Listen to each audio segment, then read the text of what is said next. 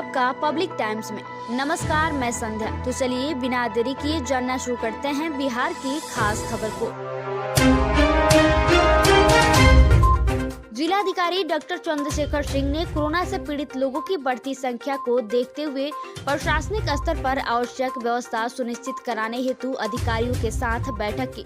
बैठक में आवश्यक निर्देश दिए गए। जिलाधिकारी ने कहा कि कोरोना की आगामी लहर के प्रभाव को देखते हुए लोगों को सजग एवं सावधान रहने की जरूरत है, किंतु घबराना नहीं है। कोरोना की प्रवृत्ति की हर पहलू पर प्रशासनिक स्तर पर पूरी नजर रखी जा रही है तथा लगातार मॉनिटरिंग की जा रही है। घबराने की तनिक भी जरूरत नहीं है। जिले में एक्टिव केस की संख्या 65 है। जिलाधिकारी ने अधिकारियों को भी अलर्ट मोड में रहने तथा आगे की तैयारी रखने का निर्देश दिया है ताकि जरूरत पड़ने पर उपयोग किया जा सके। बिहार में ठंड का कहर अगले कुछ दिनों में देखने को मिलेगा। पिछले 24 घंटे में ही पटना का पारा लगभग 3 डिग्री तक लुढ़क गया है। इस दौरान अन्य शहरों में भी न्यूनतम तापमान में तेजी से गिरावट देखी जा रही है। पटना के अलावा गया, भागलपुर और पूर्णिया में अधिकतम तापमान में 2 से 2.5 डिग्री गिरावट आई है। सबसे ज्यादा बक्सर में अधिकतम तापमान में 4.5 डिग्री गिरावट दर्ज की गई है। शनिवार की रात से ठंड बढ़ने के बाद लोग गर्म कपड़े में नजर आने लगे तो सड़कों पर भी सन्नाटा दिख रहा था और सुबह से लोग धूप सेकते नजर आ रहे हैं। भागलपुर के सनौला प्रखंड की श्रीचक कमालपुर पंचायत के बखड़ा गांव के महादलित टोले में एक बार फिर डायरिया फैल गया है। अब तक 6 लोग डायरिया से पीड़ित हो चुके हैं। डायरिया से पीड़ित महेंद्र दास ने बताया कि शुक्रवार को डायरिया से महेश दास की 8 साल की बेटी मोने की मौत हो गई। सभी बीमारों का सनहौला पीएचसी में इलाज चल रहा है। अस्पताल प्रबंधक रशीद आलम ने बताया कि सभी को दवा दी गई है और स्लाइन भी चढ़ाया जा रहा है। डॉक्टर निगरानी कर रहे हैं, सभी खतरे से बाहर है। स्वास्थ्य विभाग की टीम रविवार को गांव जाएगी। लोगों की जांच कर जरूरी दवाएं दी जाएगी। घरों और आसपास में ब्लीचिंग पाउडर का छिड़काव किया जाएगा। ग्रामीणों ने बताया कि गांव में जो नाला बनाया गया है उस पर ढक्कन नहीं है।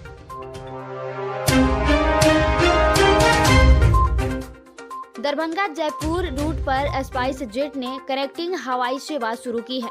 इसकी जानकारी स्पाइस जेट एयरलाइंस ने ट्विटर हैंडल पर शुक्रवार को दी। वैसे कई यात्रियों ने जयपुर के लिए पहले से ही हवाई सेवा की बात कही है।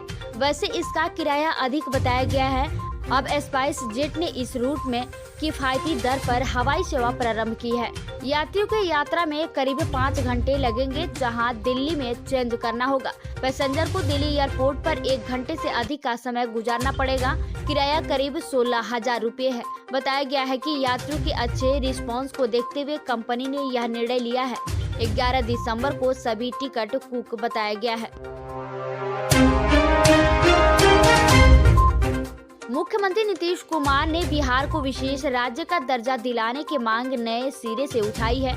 मुख्यमंत्री इस मांग को 1 दशक से अधिक से उठाते रहे हैं। योजना मंत्री विजेंद्र यादव ने इस बाबत नीति आयोग के अध्यक्ष राजीव कुमार को पत्र लिखा है।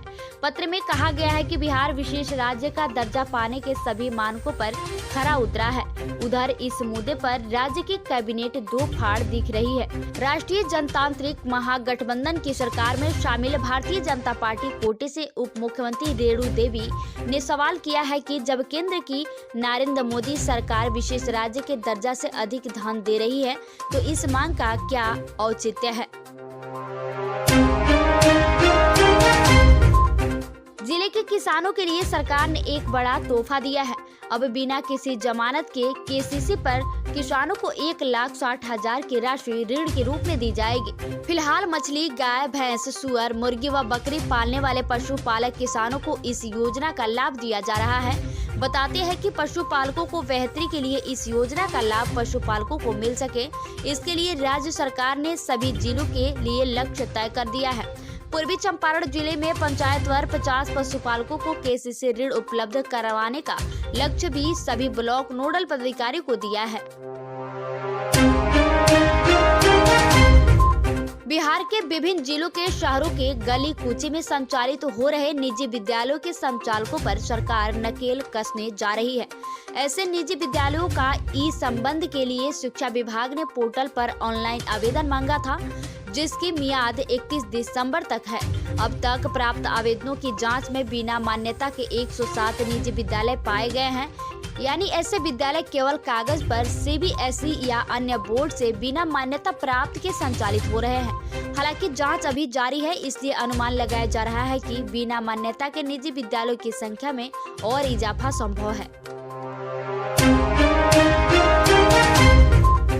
जिले में पंचायत चुनाव की प्रक्रिया समाप्त हो गई है। इस चुनाव में जिला परिषद की राजनीति में बड़ा बदलाव आया है। खास बात यह रही कि जिले में पहली बार जिला परिषद की कुल 11 सीट पर सभी नए सदस्य निर्वाचित हुए हैं। हालांकि जीप क्षेत्र संख्या 5 के सदस्य अमित सागर इससे पहले भी सदस्य रह चुके हैं। इस तरह से माने तो एकमात्र अनुभवी सदस्य अमित सागर ही है। चूँकि अन्य नए चेहरे हैं, पंचायत चुनाव में ईवीएम का प्रयोग और निष्पक्षता के साथ हुए मतदान प्रक्रिया ने सत्ता परिवर्तन की एक लंबी लकीर खींच दी है। चुनाव में जिला परिषद के निवर्तमान अध्यक्ष रामाशंकर शर्मा उर्फ नूनू बाबू, निवर्तमान जीप उपाध्यक्ष मनोज कुमार सहित कई दिग्गजों को इस बार हार का सामना करना पड़ा। जिला परिषद की पूरी टीम में नए लोग शामिल हैं, जिसमें 5 महिलाएं भी है।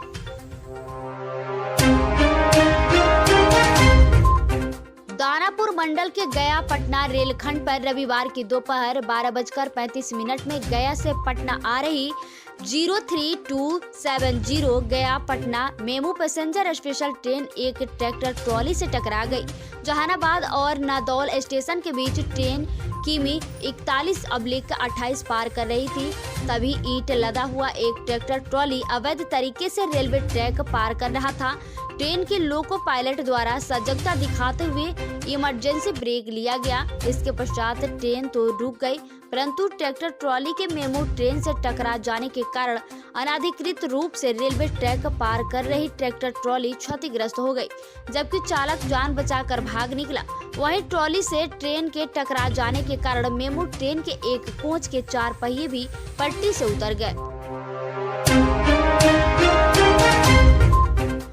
बिहार कर्मचारी चयन आयोग बीपीएससी ने 14 दिसंबर को होने वाली प्रथम इंटर स्तरीय संयुक्त परीक्षा की काउंसलिंग तत्काल प्रभाव से स्थगित करने का फैसला किया है। कर्मचारी चयन आयोग ने 12 दिसंबर 2021 को इस संबंध में नोटिस जारी किया है। नोटिस के अनुसार 14 दिसंबर 2021 को निर्धारित काउंसलिंग के लिए अगली तिथि के लिए सूचना आयोग की वेबसाइट www.bssc.bihar.nic.in पर प्रकाशित की जाएगी। इससे पहले बिहार कर्मचारी चयन आयोग ने 10 दिसंबर 2021 को जारी सूचना में कहा गया कि बीपीएसएससी प्रथम इंटर स्तरीय संयुक्त प्रतियोगिता परीक्षा 2014 के अभ्यर्थियों की काउंसलिंग 14 दिसंबर 2021 से 24 दिसंबर 2021 तक आयोजित की जाएगी। आयोग के अनुसार बीपीएससी प्रथम इंटर लेवल परीक्षा 2014 में काउंसलिंग के लिए 14,410 अभ्यर्थी योग्य पाए गए हैं। इन अभ्यर्थियों की काउंसलिंग का विस्तृत कार्यक्रम आयोग की वेबसाइट bssc.bihar.gov.in पर प्रकाशित किया गया है। नालंदा जिले के बेन थाना क्षेत्र के मरसुआ गांव में शुक्रवार की रात चोरों ने सूबे के मंत्री श्रवण कुमार की ससुराल से 20 लाख से अधिक की संपत्ति चुरा ली। मंत्री की सास राजमणि देवी, साला सुधीर कुमार और सुनील कुमार अलग अलग कमरों में सो रहे थे। पास के कमरे से चोरों ने अलमारी व बक्सा खोलकर जेवर व नकद रुपये चुरा लिए और उन्हें भनक भी नहीं लगी। घटना की जानकारी शनिवार की सुबह में हुई। सूचना पाकर पुलिस घटनास्थल पर पहुंची। बाद में छानबीन के लिए सुराग दस्ता को बुलाया गया है। हालांकि खोजी कुत्ता भी अभी तक कोई सुराग नहीं ढूंढ पाया है। खोजबीन के दौरान गांव के बाहर चोरी किए गए 2 बक्से बरामद किए गए हैं। उनमें सिर्फ कपड़े थे। चोरों ने जेवरों को गायब कर लिया था।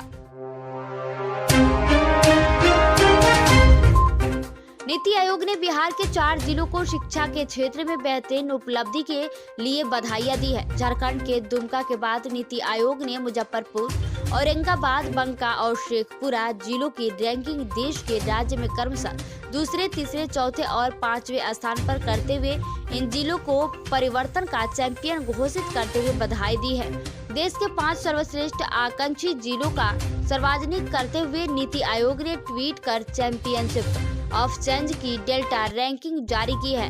साथ ही झारखंड के एक समेत बिहार के 4 जिलों को शिक्षा के क्षेत्र में देश का 5 सर्वश्रेष्ठ सुधार वाला जिला माना है। नीति आयोग द्वारा ट्वीट कर सार्वजनिक की गई डेल्टा रैंकिंग अक्टूबर 2021 में जिलों के प्रदर्शन पर आधारित है। राज्य के विश्वविद्यालयों को 15 जनवरी तक सीनेट की बैठक कर लेनी है। इसकी रिपोर्ट सरकार को भी भेजनी है ताकि सरकार आगामी वित्तीय वर्ष के लिए विश्वविद्यालयों का बजट तैयार कर सके। विश्वविद्यालय द्वारा एक वर्ष का आय व्यय का लेखा जोखा भेजना है। विश्वविद्यालय का वित्तीय वर्ष 2020 से 21 में कितना खर्च हुआ, विश्वविद्यालय को आंतरिक स्रोत से कितनी आय हुई, सरकार से आगामी वर्ष में कितनी राशि चाहिए, इसका ब्यौरा तैयार कर लेना है। इधर सरकार से पत्र आने के बाद विश्वविद्यालयों में बजट बनाने की प्रक्रिया शुरू कर दी गई है ताकि समय पर सीनेट से बजट पास कराकर भेज दिया जाए। पटना जिला सहित बिहार के कई जिलों के किसान इस वक्त अरवा चावल और उसना चावल के एक सरकारी फरमान से परेशान हैं।